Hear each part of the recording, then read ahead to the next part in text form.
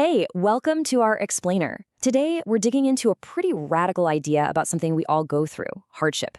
What if those tough moments, the ones that feel like roadblocks, are actually the curriculum, the very thing designed for our biggest growth? Let's dive in.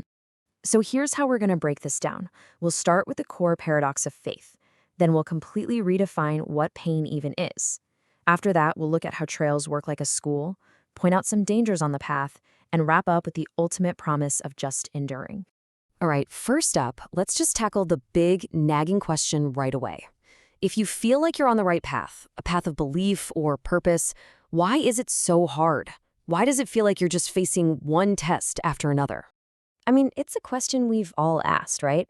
But the source material we're looking at argues that these hardships, they aren't a sign you're doing something wrong. Actually, it suggests they might just be a sign that you're on exactly the right track. And this is where the whole argument gets its foundation.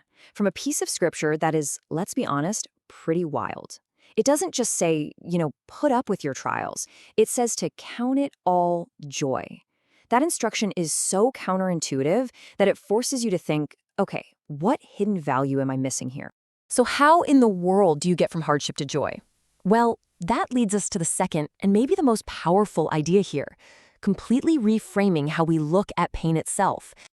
Okay, so look at this. On the left, that's how we usually see pain, right? It's bad, it's a problem, get rid of it.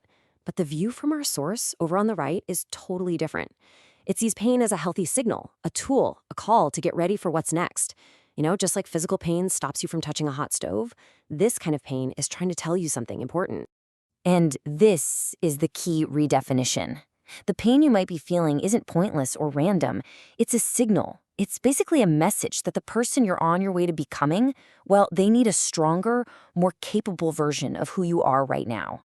I mean, this quote just puts it so perfectly. Imagine your future self sending you a letter. It's not saying you failed. It's an invitation to a training program, saying, hey, I'm waiting for you, but you need to get ready. The pain, that's just the curriculum. So let's keep going and see how this training ground, this school of destiny, actually works. The source uses a few really great analogies to make it super clear. The process, as laid out in the book of James, follows 3 steps. First, the trial tests your faith. Then, getting through that trial builds patience, that grit, that staying power. And it's that patience, that ability to stick with it, that finally leads to you becoming mature and complete.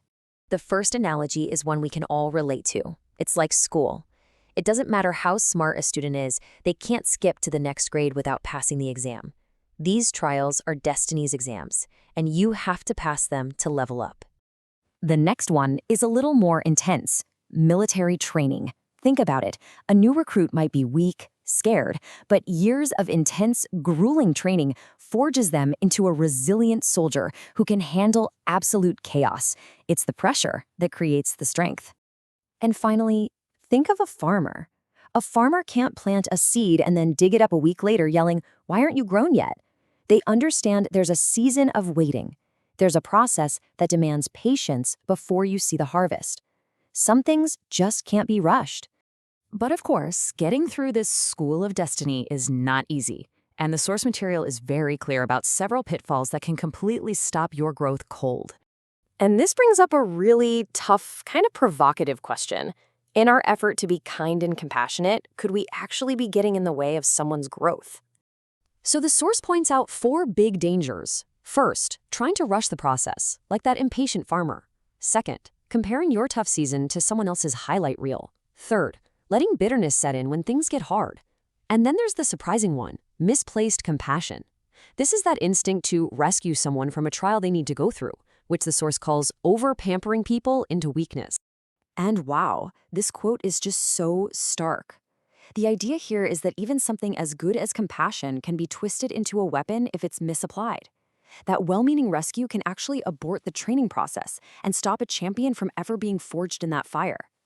Okay, so if we can manage to avoid those pitfalls, if we can lean into the process and endure the training, what's the reward? What's the whole point of all this purposeful pain?